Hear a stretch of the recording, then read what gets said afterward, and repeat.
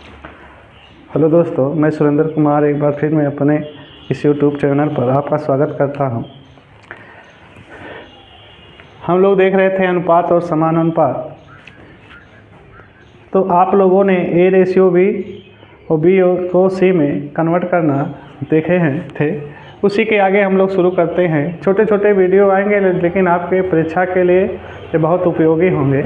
तो ध्यान दें, 4:16 का तृतीयानुपात ज्ञात करें। तो तृतीयानुपात क्या होता है? 4:16। इसी रेशियो को डबल 2 बार लिख कर देते हैं। अनुपात क्या होगा? यक्स। क्या होता है? मध्य पदों का गुणनफल बाह्य पदों के गुणनफल के बराबर होता है।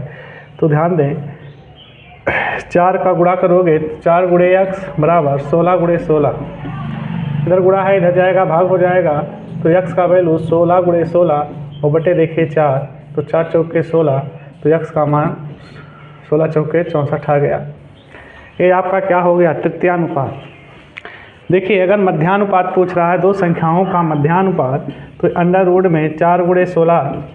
अब 4 का वन निकालोगे तो 2 हो जाएगा। 16 देखो 4 आएगा तो 4 दूनी 8। ये आपका जो है आंसर हो गया।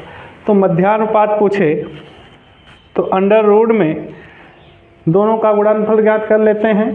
तृतीयानुपात पूछ रहा है तो दूसरे वाले पद को 2 बार गुणा करके जो है उसका मान ज्ञात कर लेते हैं।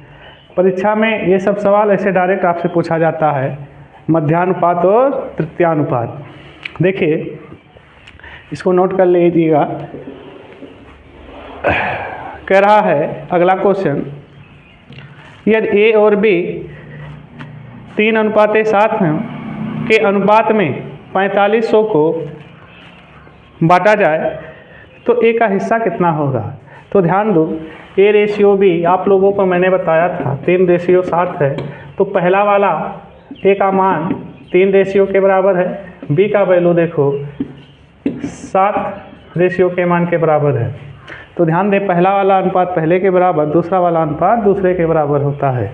तो देखिए, हमारे पास कुल अनुपात कितने हैं? 10 रेशियो को किसके बराबर रखना है? 4500। 10 रेशियो 4500 के बराबर है। तो यहाँ से 1 रेशियो का मान ज्ञात कर लेंगे। तो देखो कट गया, 450 रुपया हो गया 1 रेशियो का वैल्यू। अब पूछ रहा है बी का हिस्सा। तो बी के पास 7 रेशियो है। 7 गुणे 1 रेशियो का मान देखो 450 आ गया। तो देखो 0 का गुणा करेंगे, 7 में 0 हो गया, 7 5 35 हासिल 3, 7 चौक 28 और 3 31। तो बी का हिस्सा कितना है? 3150 रुपया। तो देखो 2 रेशियो में या 3 रेशियो में आपको किसी पैसे को बांटना हो तो क्या करेंगे? पहला वाला रेशियो पहले के बराबर है, दूसरा वाला रेशियो दूसरे के बराबर है। अब हमारे पास है 4500 रुपया को बांटना है और रेशियो है हमारे पास 10 रेशियो। तो 10 रेशियो 4500 के बराबर, तो 1 रेशियो 450 के बराबर।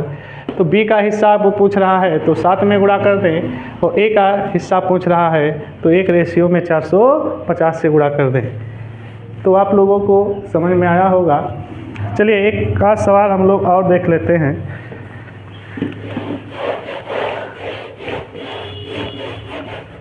चलिए, A ratio B ratio C 2:3:5 हो 6000 हो तो 6000 रुपये को बांटने पर